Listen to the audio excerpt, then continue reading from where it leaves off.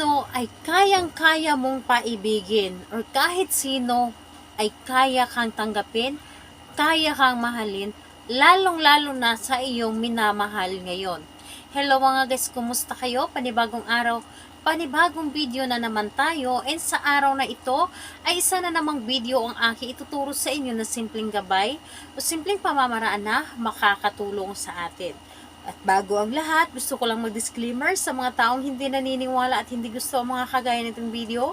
Please skip this video and maghanap kayo ng videos na gustong-gusto nyo dahil ang video na ito ay para lamang ito sa mga taong naniniwala and gusto mong try.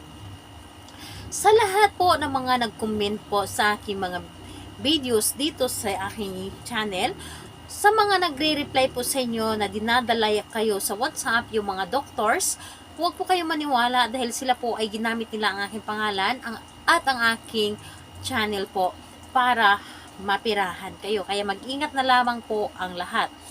Ngayon po, gusto nyo ba na kahit sino ay ibigin kayo, mahalin kayo, na kahit hindi mo pa ito karelasyon? Yes po, ito ang aking ituturo sa inyo ngayon na talagang magugustuhan ka, talagang mamahalin ka, lalong-lalo na sa inyong karelasyon sa ngayon.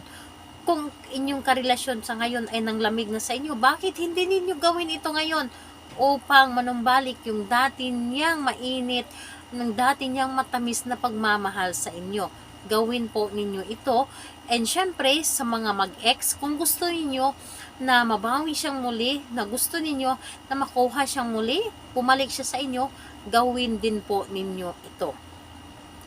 So, ito ay pwedeng gawin sa parehas ang kasarian, babae ito babae, and lalaki ito lalaki. Syempre sa babae at lalaki din. Pwede sa magkalapit, pwede rin sa magka-LDR. Pwede mo itong gawin sa kahit sino, basta't ang importante, siguradong mahal mo siya. Huwag mo itong gawin kung hindi mo siya mahal.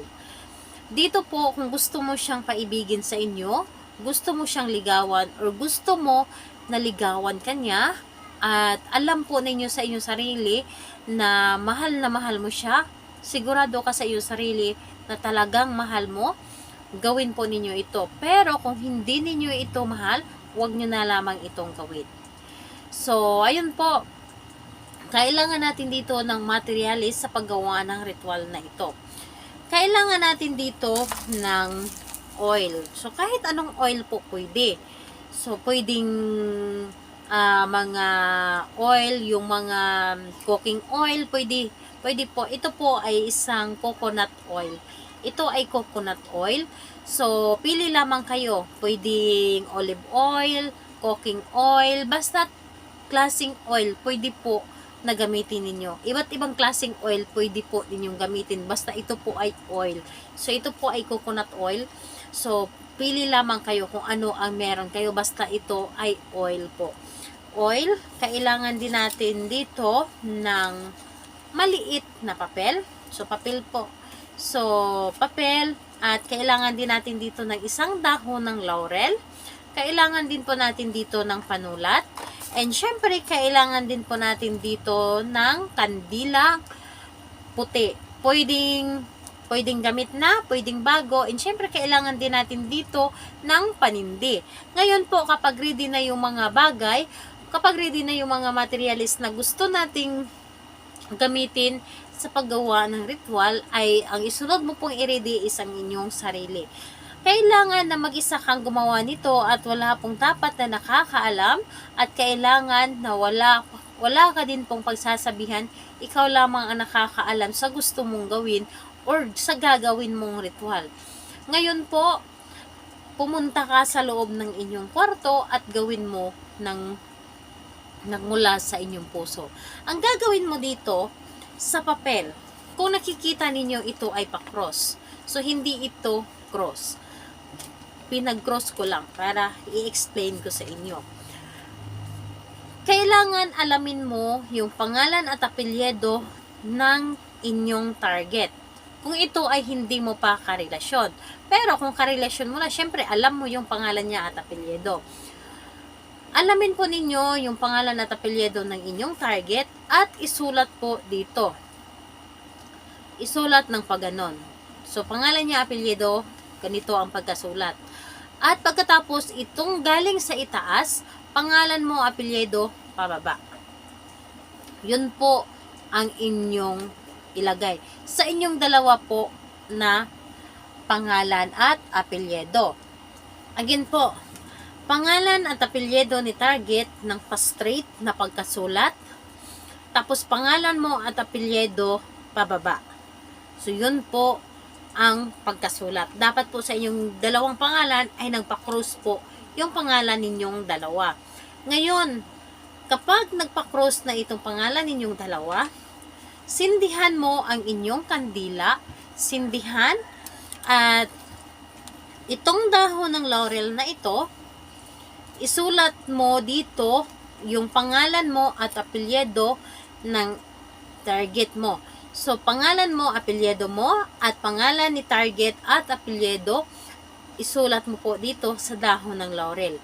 Ngayon, humiling ka. Humiling ka dito sa dahon ng laurel. Hilingin mo dito na wala kang ibang iibigin kundi ako lamang. Hindi ka mapakali kung hindi mo ako makikita. Hindi ka mapakali kung hindi mo ako makakasama. Ako lamang ang iibigin mo. Iibigin mo ako ng tunay at higit pa sa iyong sarili. Wala kang ibang magugustuhan kundi ako lamang.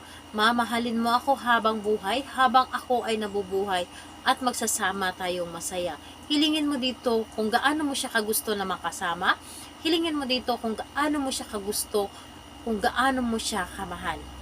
Sabihin mo dito lahat-lahat sa dahon ng laurel. Ngayon po, pagkatapos mong humiling dito, sunugin mo itong dahon ng laurel na ito. Sunugin niyo po ito at ilagay yung abo dito sa papel. Dito sa nakasulat na pangalan, sa pangalan ninyong dalawa na nagpa-cross, ilagay po ninyo. Ngayon, pagkalagay ninyo dito sa abo ng dahon ng laurel, kunin ninyo ang inyong oil, patakan, or di kaya sprayhan. Patakan po ninyo or spray kung ano man ang gusto ninyo. At pagkatapos po, itupi ito ng papunta po sa inyo. Itupi ito ng papunta sa inyo at kumuha ng pulang tela. Kung wala kayong pulang tela, pwede kayong maggupit sa sa inyong mga damit na pula na hindi nyo na ito ginagamit at balutin ito. Ibalot itong papel na ito, ilagay sa ilalim ng inyong higaan, sa inyong kama, o di kaya sa ilalim ng inyong unan. Pagkalipas ng 3 araw, kunin ninyo ito at ilagay sa inyong wallet. Dalhin ninyo ito palagi kung saan man kayo pupunta. Ito ay napaka-stricto sa paggawa. Gawin lamang ito sa araw lamang ng Tuesday or di kaya Friday. So, pwede rin ito sa full moon. Or may yung bilog ang buwan, pwede din po ito. Hindi yung half moon. Dapat po ay bilog po talaga ang buwan. Ito po ang paggawa lamang nito. Kaya naman, kailangan na gawin ito na nagmula sa iyong puso at gawin ito na sigurado kang mahal mo ang tao na inyong gagawan. At kung may mga katanungan kayo, mag-comment lamang sa baba upang ma-replyan ko po kayo. Bye-bye everyone. God bless us all.